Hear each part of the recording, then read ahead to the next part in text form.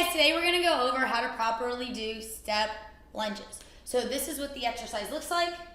1, 1, 2, 2. So when we break that down, benefits of the exercise.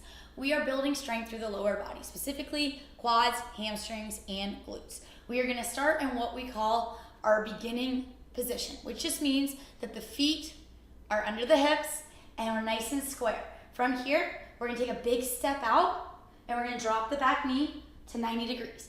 The leg does not touch the ground. We stop it about a 1/4 inch away from the floor, and you know you got it right when the front thigh is parallel to the ceiling.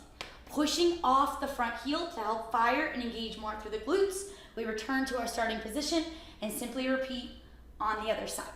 So this exercise has a bunch of different common faults as our body starts to fatigue. The biggest one I tend to see is people take too small of a step and now their body has nowhere to go, and we don't have enough range or area to even get us into that proper position to fully engage and recruit all those target muscles. The other big one, as we get tired, people step forward and they lean forward. By keeping the posture nice and strong and our hips under the shoulders, we're keeping the abs in the work. Good deal? Our progression and regression strategies here. 1 is gonna be based on speed. The faster that we move, the more conditioning that we get for our body while maintaining proper form. And 2, range of motion.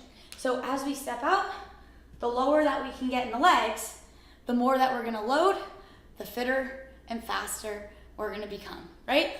Coming on back, and that's gonna be your step lunge.